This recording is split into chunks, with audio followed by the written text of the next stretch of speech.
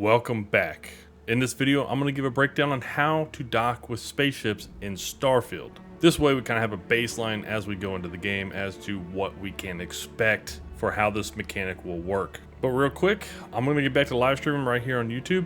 And this Saturday, I'm actually going to be here building out the Discord because I know a couple people have been stopping by. So it's time to start building it out. And if you just want to stop by, chit chat, talk about Starfield stuff, throw in your inputs. That's kind of what I'm looking for, is kind of your feedback, what you guys want to see building out in a Discord to help facilitate that kind of information. I'll also be going over some videos I actually do have coming out and some of the other things I kind of have found. I just haven't got around to making videos on it yet, but we can talk about that.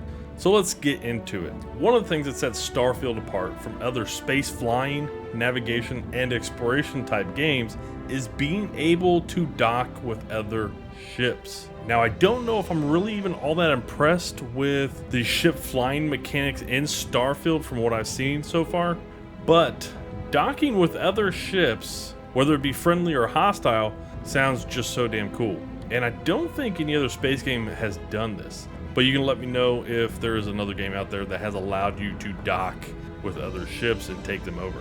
So when going out to dock with other ships, you want to make sure you have the right components. And first and foremost, you're gonna want a docker. Kind of basic, but I can see a docker not being a requirement to actually completely build out a ship.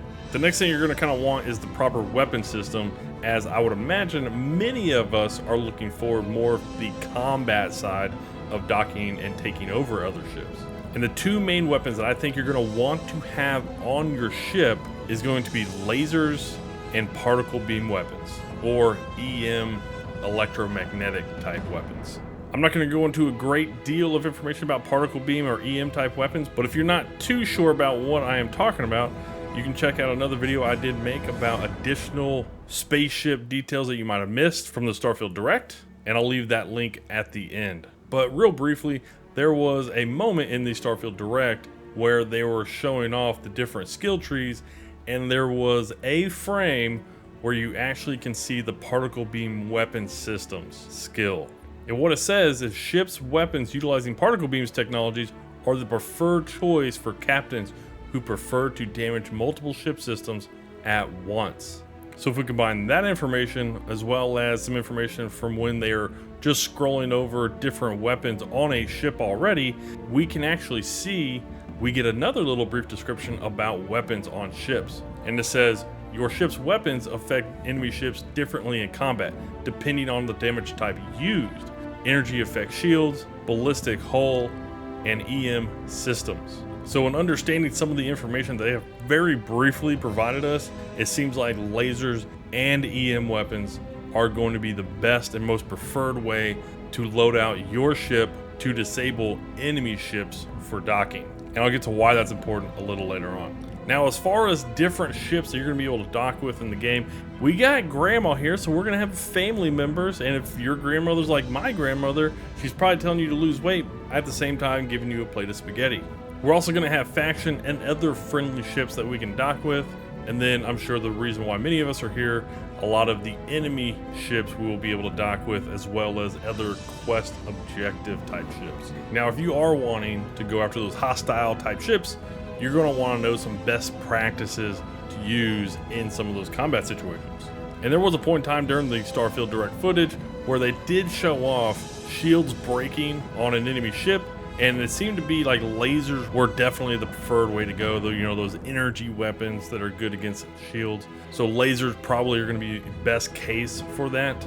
But there's another point in time where we actually see a hostile ship that we can dock with. Now, this is the only one that they actually show off during the showcase, but if you notice, and I'm going to zoom in here, their engines are disabled, and that is signified by the ENG in a red box. So this could have been just lucky that they were able to disable the engines, but I'm sure many people don't want to rely on luck, and that is where you are probably going to want to utilize a skill that they showed off in the tech section of the skill tree called targeting control systems. This will allow you to zoom in, get an up close look of the enemy ship, and you can actually see down below the yellow kind of box area that you can pick the system of the ship that you want to target to damage. And this is actually kind of a neat view because you can see where the enemy ship actually has their power allocation. As you can see that nothing is allocated toward the grav drive, and they have a little bit of energy towards the engine and shields, and a little bit of energy to the missiles, with quite a bit of energy to the particle beam weapons. So as we zoom back out here, and they actually use the lasers to penetrate the shields, and then once the shields are down, they actually use their ballistic weapons and missiles to do damage to the hull, and they actually wind up knocking out the grav drive. So it seems like to me the best practice to probably use here is using lasers combined with particle beam weapons or EM type weapons, and using your lasers to knock out the shields, and then once their shields are down, using your particle beam weapons to focus on the engine component, not the grav drive. Now this is a rather important note. You are wanting to disable the engines before you destroy the ship. I know that's kind of a duh statement, but if you are trying to go after docking with other ships, you are wanting to make sure your loadout is suiting that need. Now, another thing to kind of know here, there is a radius around the target in which you want to dock of 500 meters. We can see that here with the UC Vigilance. As they approach and they get under 500 meters, the dock icon will appear. And also here with Grandma, as you get under 500 meters, the dock icon will appear again. And this ECS constant, as you get to within 500 meters, the dock icon will appear as well. So once you have disabled an enemy ship, gotten close enough and docked with it, combat inside is going to be the next crucial part. For what they showed off, it seems like it's going to be very close quarters. You're going to be inside the ship, so it's not going to be a lot of rangy stuff. The other thing is, if you remember that they showed off about ballistic weapons pushing you back in zero-G environments and energy type weapons not pushing you back, your weapon of choice here will be hugely important. Zero-gravity environments pose a different challenge. Firing a ballistic weapon in zero-G will actually push you backwards. Energy weapons, on the other hand, offer a more stable shooting experience. So you're probably going to want to make sure you have a different selection of weapons, and definitely energy-based weapons, as you don't know if you're going to be in zero-G environments or gravitational environments. It just depends. We don't know. We've only seen this one example, and I'm sure once we get further in the game, we'll kind of figure that out. But for now, I would definitely just be recommending taking your energy weapons for now. Once you take over a ship, you will be able to fly that ship. Congratulations, good job. It remains to be seen what happens to your original ship, because it seems like your original ship just kind of disappears. So be curious to see just kind of how that works, I guess. But if you were thinking that, hey, I'm just going to go steal all the ships and sell them and get my credits up, well, you won't be able to do that, because Todd Howard did confirm in the Kinda Funny podcast that there will be a registration fee to stolen ships, and this is to keep the game's economy from spiraling out of control. Now, they did show off that it seems like we will be able to store multiple ships that we take over, or unregistered ships, but we won't be able to sell the ship or just any of the components.